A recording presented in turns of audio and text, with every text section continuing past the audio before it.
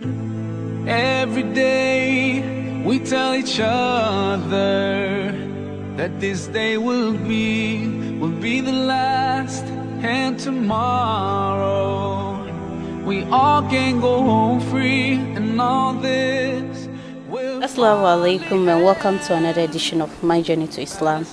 Today with me here is Sister Hikmat. Sister Hikmat, assalamu alaikum. And welcome to My Journey to Islam. Alright. So Sister Hikmat, tell us about your journey, how it all started, and tell us. Well, I came from a family, both mom and dad, Christians. Both extended family Christians. In my family, we have pastors, deaconesses, and all the deacons you can think of. We have them all. As we were all growing up in a family,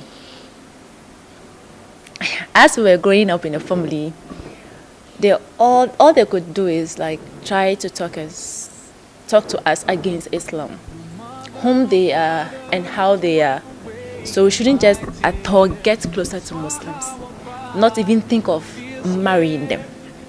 So I had come from a strict family against Islam. Okay, but there are certain things we do in life, like at childhood, you still have them in memory, sure. Especially the things you enjoyed doing when you were a kid. I could remember when I was a kid, anytime I hear them calling azan, the only thing I could do is just pour water on my legs, on my hands, and wash my face. Then go in and pick my mom's cloth and cover my head, and then pick a mat and spread. When I hear them saying the takbir, then I'll quickly go on sujood. But they think like it was just childish behavior. But it all went when I grew up. And anytime we are doing something in school, or like I used to be acting a lot when I was in school and then in church. So when we have drama, I play a role in drama. So anytime they want to do something, sometimes I do take the bad aspect. So mostly when we are to do anything like drama and all those things, I try to imitate the Muslims in a negative way. And that was it. So I went to school, got baptized in the church. Then like all the routines that we're doing in church and all that. So that was my first year in tertiary. That we were there, and then one night actually, it was a Saturday night, the next day being Sunday. Then I had a dream that I was praying in a masjid. So I wake up, and then I was staying with a lady friend on campus. So I got up and told her I had a nightmare. So she asked me, I said I found myself praying in a mosque. So I was like, hey, what kind of bad dream is this? That's how I told her. And I said, God forbid, it will never happen. I started for like, in Jesus' name. That was the statement I made. Then we left for church. We didn't take it serious. It all became serious. That was the same first year. You know, UDS, we have this TTFPP, like full practical programs we go at the third trimester of every academic year. So that was where it all started.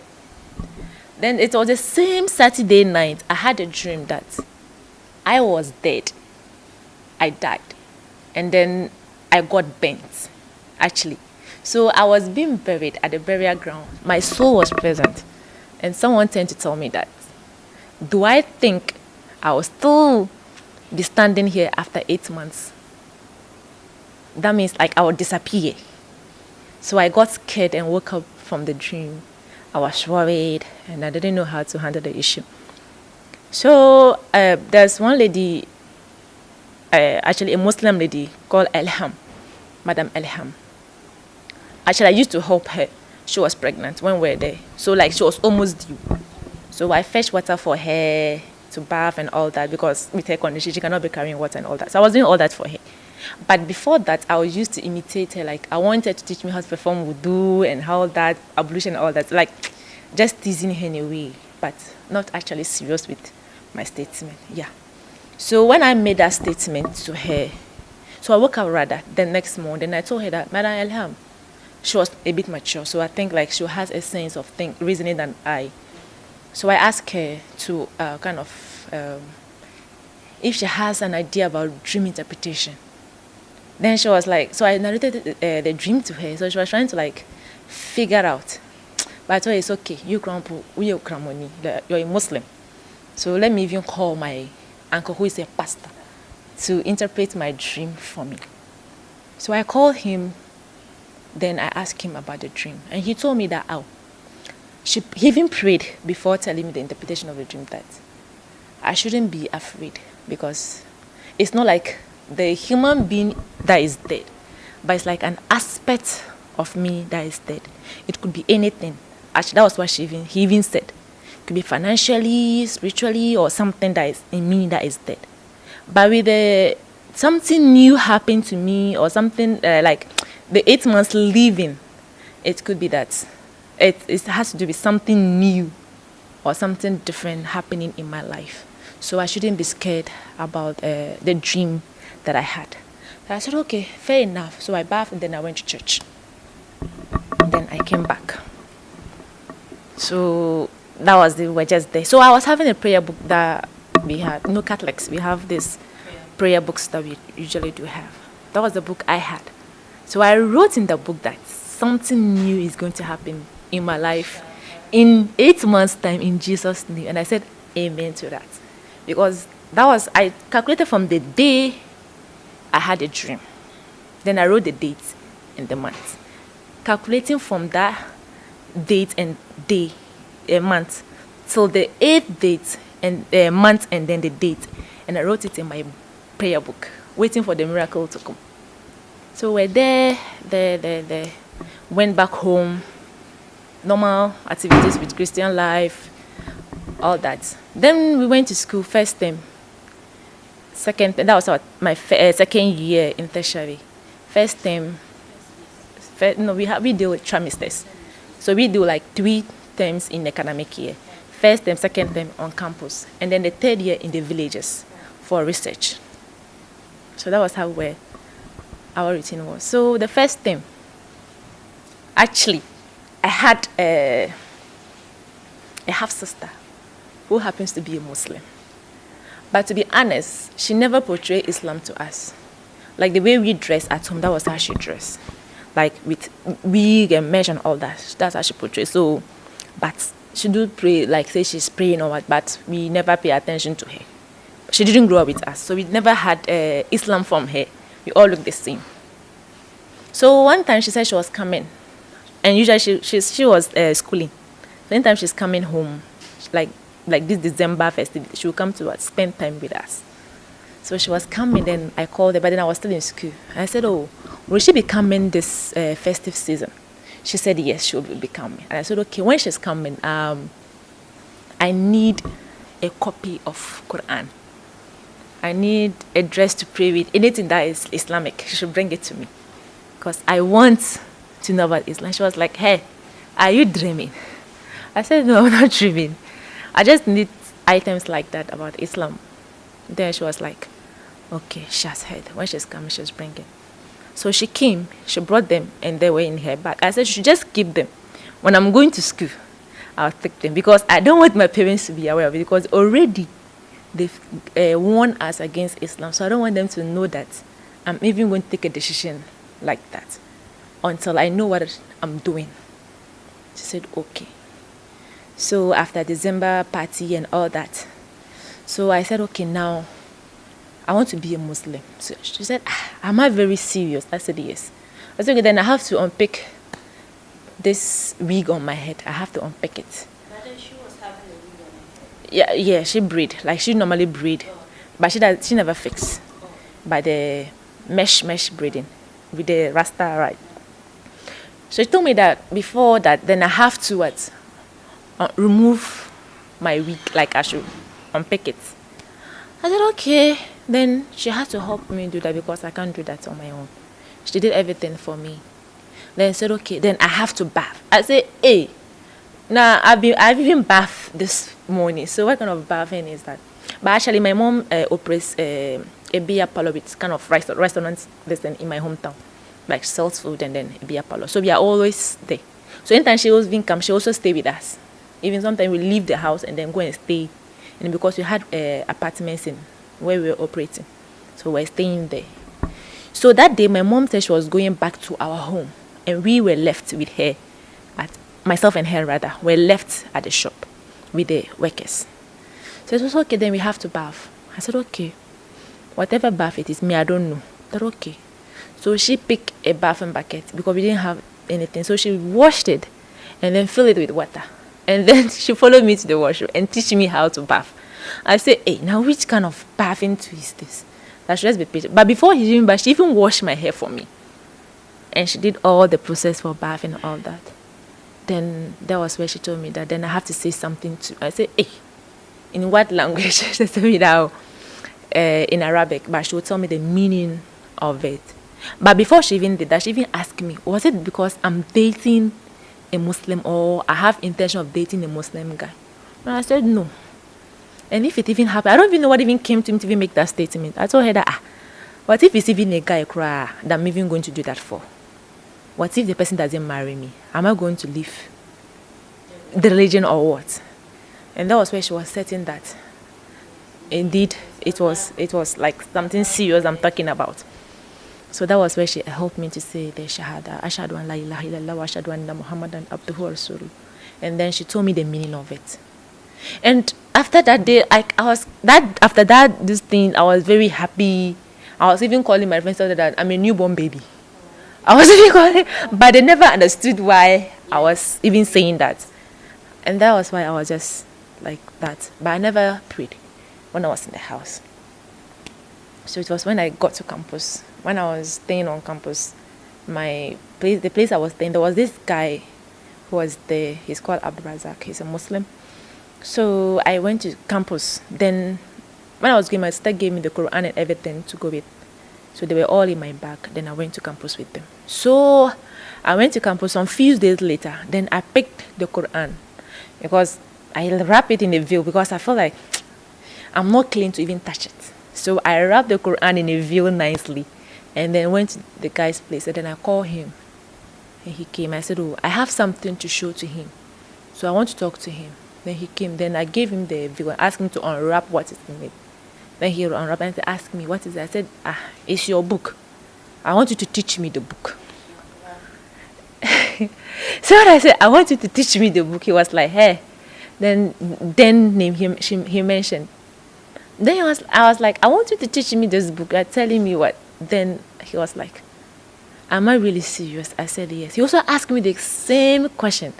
That, is it because of a guy that I'm going to be a Muslim? I said, no. Then he said, okay. He'll teach me the book that I have brought to him. That was there. He even taught me Fatiha. The surahs from Ikhlas to Masad. What to say in sujood, how to pray, all that. He even taught me the sunnah fasting because I never fasted when I was even not a Muslim. I never fasted. I tried it once when I was a kid, from morning to somewhere 12, and I break my fast. But before I actually became a Muslim, by then when we came from TTFPP, the first Ramadan they were observed, I said, let me try and see if I can fast. I want to feel how it was going. That was actually how it started. The first Ramadan, I said I want to, like after the dream I had and I came home, it came to Ramadan. I said, let me fast and see how it was. And that was my first fasting. I fasted for, 29 days or 30 days? That thing. But just at the eating, I was flopping. The time to eat, I didn't know how to eat, but I could hold fast from morning 6 to the time to breakfast. Yeah, that one day I was doing that. And that was where I was getting used to it. So that was why I became a Muslim. Nothing special. By the guidance of Allah. Alhamdulillah.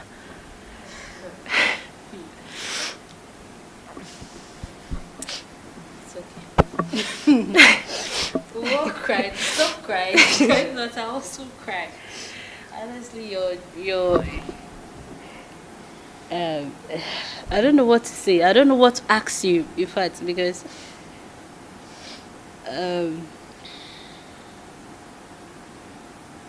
yes, indeed, Allah guides whoever He wants, and he do it in his own way. You see, he. بسم الله الرحمن الرحيم هو الله الذي لا إله إلا هو عالم الغيب والشهادة هو الرحمن الرحيم هو الله الذي لا إله إلا هو الملك القدوس السلام المؤمن المهيمن العزيز الجبار المتكبر. Let's continue. I hope when you became a Muslim or on your journey to Islam, you didn't just start dressing like this. Yes. So tell us, how did you start dressing like this? Actually, I started with you niqab is about 2 to 3 years now. Actually, yeah, that was after I was done with my service. But I started learning how to put on niqab. That was during my service. Yeah, when I come home and I'm going for a program, I try to put it on because I never knew anything called niqab because I didn't know much about Islam thing, so I didn't actually know about niqab because it was just there. Then I was one asked, I know not even asked, I heard them asking someone about niqab, so I asked myself, what is niqab? That was even on social media, so I asked. But then I was home, so I asked someone around me, what is niqab? Then the person told me what that is, a covering part of the hijab, like covering up completely with the face. So I said, oh, okay. Then I asked a sister, when he said that to me, I said, oh, okay. So I asked her sister that, and she is a niqabi, like I used to meet her around my area. So I asked her that, this thing that she has been using, I never knew that was even the name of the niqab. That piece of cloth, I never knew that was even the name. And I've never actually seen people like that. So until I was asked that question, that was where I started meeting that lady. Then I asked the lady that I want what she's using on her face. So she asked me, am I married? And I said no. Then she even told me that it's meant for only married women. So she's married, that's why she's using it. So I lost interest in it. That was where I actually asked again about the niqab. So somebody actually opened up to read me that, oh, the niqab is part of sunnah. It's good to put it on as the lady, as just like to keep away much attention from yourself. So it's part of Islamic rules that you can put on the niqab. So I asked him again, is it only meant for married people? And he said no, anyone can use it. And then he told me, why am I asking? I said, that was what I was told. Then he told me that, oh, maybe the person felt like because I'm not married, and if I start putting it on, it may fall, people who may see me may think like I'm already married. And so if that's a perception, then Allah will grant me a husband, even if I'm even in niqab. So I started putting on the niqab from there. So it's about 2-3 years now. So what's the reaction of your family, especially your mother, when they finally know that now you are a Muslim, now you've accepted Islam? How did they react to you? How did they accept you? Did they just accept it? Now our daughter is a Muslim, and I know it's very difficult, but then if you can tell us something about it. Subhanallah. Wow. Okay, on campus, when I was there being a Muslim, my family never knew, my parents never knew. But my friends on campus, actually that I came from the same place with and living the same area with, they realized I was a Muslim. But my parents, they never knew. So it was that particular time, vacation. And that was second time. And then after second time, we'll be going to third trimester at the village. That was my second year. Okay.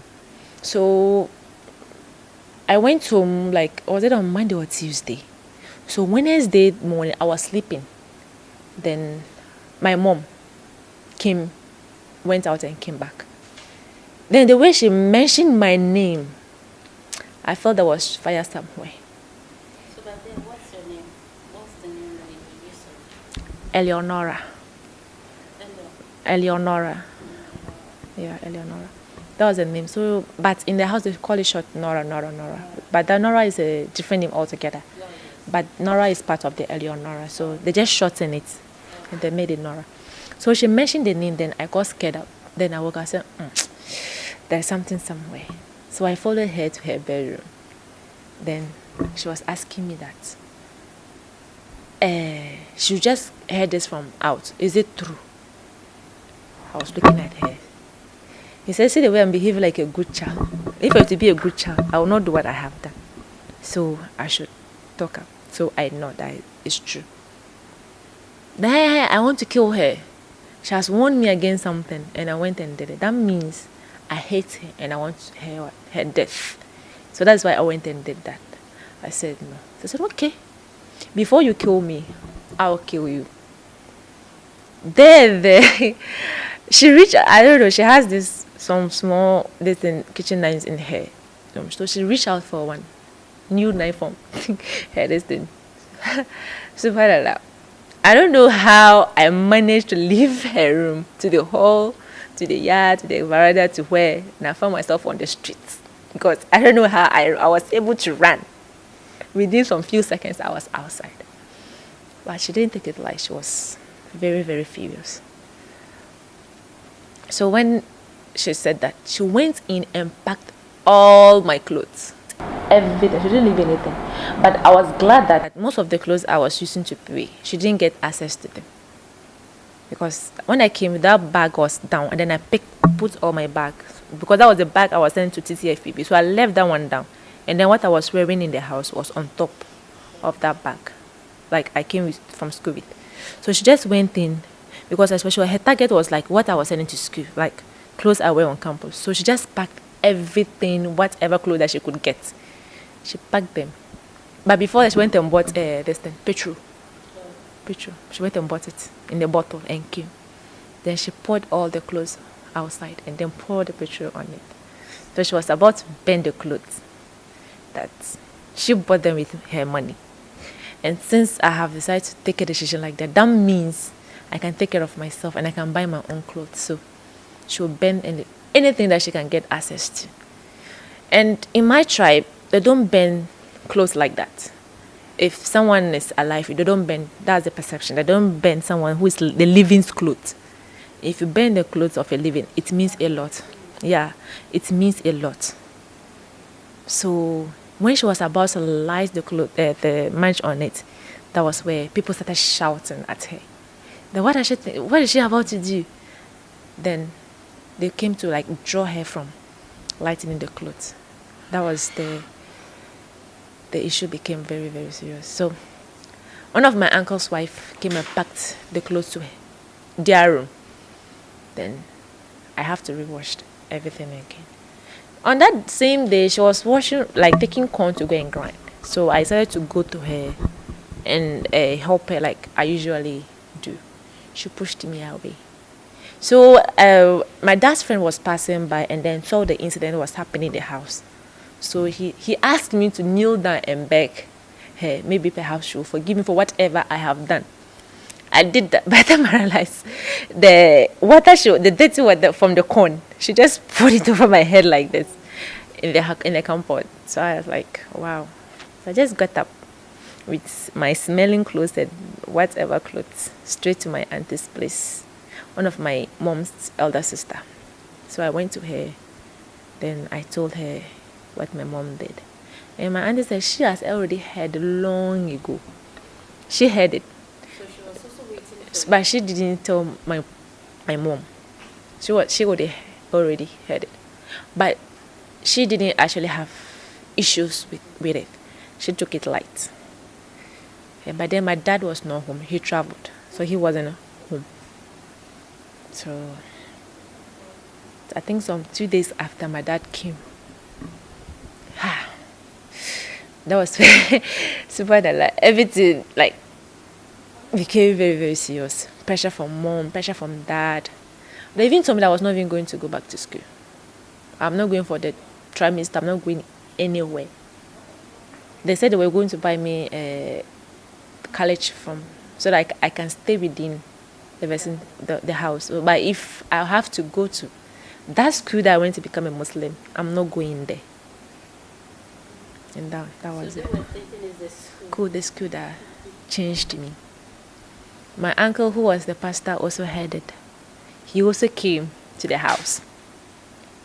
The same issue, talking. I'm disappointed in you. You were the only person that we feel this. That's so many stories. Like pressure there, pressure here. So I was not even praying again. Because even when I came home, I was even scared to even pray. Because I didn't even know how I was even going to start my prayers. Like how, where. So I didn't know. So they told me that even if I cannot even pray, I should have the belief in my heart that I still have belief in Allah that this. And if it is time for Salah, I can just be quiet for that particular period and then observe the Salah within. Inshallah, things will be okay. So that was how it's. So it was almost time, like a week for us to go for TTFPP. My dad wasn't talking. My mom wasn't saying anything. I'm not going to school. I'm not going anywhere. All that. So I went back to my auntie again. Then I told her. So she started preparing me for the village.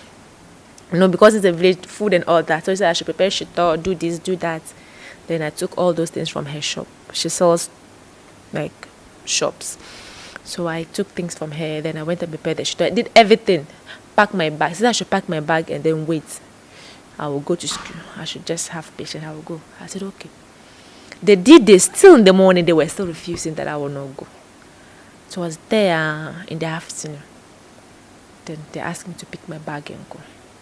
Then I went to campus. The day I got to campus, I bathed ghusl. I started praying again. The day I went to like the village, that day I bathed. I started my prayers again.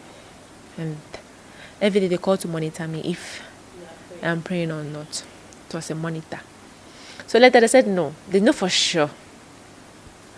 I've not stopped. I'm still praying on campus. So when I came, like coming from the village, I have family in Tamale. I just remained there with them. I didn't come home. I spent the holidays with them until when it was like some few weeks for us to go to school. Then I went to my parents to prepare myself for school. They said I'm not going to school, so no school fees for me. Within that 2 weeks, I have to call someone, my dad's friend, who happens to be a Muslim. And then he was an MP by then.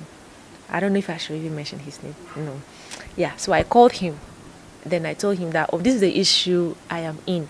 And I actually need some help. Because I don't know if I'll be going to, they will pay or don't not pay. So I can't rely on them. So they said, okay. He will be sending money through the district. So I should go there and take it. So I went there, then I signed and then took the money. And then the few coins that were left, like some few cities that were left on it, I just added it up. I went and paid my school fees. So I was there waiting for them to even say, go. The going to was not coming. I didn't tell you that, pick your bag and go. It wasn't coming. I have to wait. The hoping school 1 week, getting to 2 weeks, I was still in the house. Just for me, they say, go to school, then I'll go. It wasn't coming. My mom didn't prepare food for me like she usually prepared for me. She didn't do anything to show that like I'll be going to school.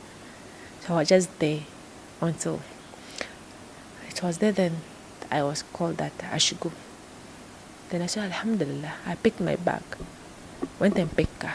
The same day I got to school, I started praying again. So like the relationship that I had with my mom-daughter relationship got ended the day she heard I was a Muslim. It wasn't there. My dad too, like when I was in school like this, my first year, the first time they didn't know like all that was going on. They were just, I call and then check on you every day, morning, afternoon, evening. They are calling to check on you. Did you go to lectures? Are you okay? There's this, that. Like, and I was the person that easily falls sick. And anytime I fall sick, it's my stomach. That was that time before I became Muslim. That was the issue I was having from childhood to secondary school, whatever. So like fasting too was not something that I could do. So I was just there. So So they used to call me frequently every day to ask if I'm okay. Because they can, anytime I can just get up and then it will attack me. So every day they call to check in, morning, afternoon, evening. They'll call check on me. Sometimes they even call, my mom will call, dad will call. So I was having that attention from both sides. But that particular time when I went to school, nobody called, that academic, nobody called me to ask, are you fine? Are you okay? Nothing. I didn't even receive any call for anybody. So even if, though I have paid the school fees, and fortunately when I came to stay at Tamale with my relatives there, I did attachment. So the attachment I was doing, I was being paid for it. So when I came to school, I said, okay, that one can add up to pay a rent. So that's what I used to pay for the rent. Then I was there. Nothing, like that relationship wasn't there. Even mostly every 2 weeks, my mom would send me food and money. Every 2 weeks, I was receiving food and money from my mom. But the food I went to school with, nothing again. No call, no food, no money, nothing. So like, I just realized that the way things are moving, I have to start managing with what I have and what I've gone to school with. So it was just this, my auntie, my mom's sister. She was the one, actually, she has a shop, like food and everything. She sells those things. So I usually call her. So like, when it's getting difficult, I just tell her, auntie, my food is finishing. I need food from you. So she will send food to my mom's shop. And then I'll call somebody at my mom's shop to pick the food and then go and give it to the bus. Then the bus will bring it to me. Then I'll go for it. So a day that my mom will not be at the shop is a day the food will go to the shop for them to send the food to me on campus. So that was how life was going on campus. So that was it. No connection. Nothing. Did that affect you in some way? Because we all know that our parents play a major role in our lives. So if it's affected, I will not lie. It affected me a lot academically. My grades fell, like just fell. But just that, like, I didn't fall too bad. Actually, I didn't fall too bad. So like, I was even grateful to one like that. Even people even wish to have what I had and came home with. So my dad was like, so when he saw my grades, he was like, when you went first year, second year, your grades wasn't like this because of this decision you went and took. See what has happened. And that time too, when I was like coming up, I wasn't that smallish, actually. I wasn't that smallish. So my mom was like, I went and took poison because I was baptized, taking communion. Now I went and said I want to pick Quran. So I've taken poison. So that is why, like, I'm like this. So like, that's what she always told me. Like, that's why I'm like that. So the depression from both that, actually, it wasn't easy. It was just that, like, alhamdulillah, like, that guy I met, I told that he taught me. And then another, guy I even met, that was the time we were going on vacation. okay. He happens to be a Muslim. And he took my number as a non-Muslim then. Oh, okay. So when I came back to campus, he was a Muslim. He's a Muslim, like that. He's a Muslim. So when we came on campus, I saw him again. He didn't make me up because by then, at least, I'm not wearing what I was wearing. He saw me. Oh, okay. So I appreciated that I greeted him. Then he was like, he doesn't know me. Then I mentioned the name he knew me with. And I said, how come? I said, oh, but just that I've changed. I'm now Muslim. So when I went to Tamale from the distance, we met. No, he was staying closer to my family, their house. Like our houses were not that far. So that was where we met again, and that was where the bond started before we went back to school again. So from there, he too was kind of like encouraging. Like, he talked to me about Islam, and when there are issues, he just told me that just have faith. Especially that guy who was teaching me on campus. Anything that will just come, just tell me that. Just be patient and have faith. Don't do anything, just be patient and have faith. That's what he has been telling me ever since the issue started. And that is what has been pushing me And then I was like, so now that my parents are like this, he told me that. Then he also said that that you can disobey your parents when it comes to believing in Allah, but you can do anything for them except when it comes to what? Believing in Allah. So with this one, I'm not disobeying them in anything. I'm rather what? Obeying the Creator than the creation. So I should just repay and then have faith. So that was what actually kept me going. Because this one, they were the only two people that close that I know as Muslims that I had on campus. Because after I became Muslim, my friends I used to hang out with, go to lectures with, my sisters and all that, like from the house, like areas, we grew up together, we went on campus together, living their life of non-Muslims, all cut off. لا إكراه في الدين قد تبين الرشد من الغي فمن يكفر بالطاغوت ويؤمن بالله فقد استمسك بالعروة الوثقى لا انفصام لها والله سميع عليم الله ولي الذين آمنوا يخرجهم من الظلمات إلى النور والذين كفروا أولياؤهم الطاغوت يخرجونهم من النور إلى الظلمات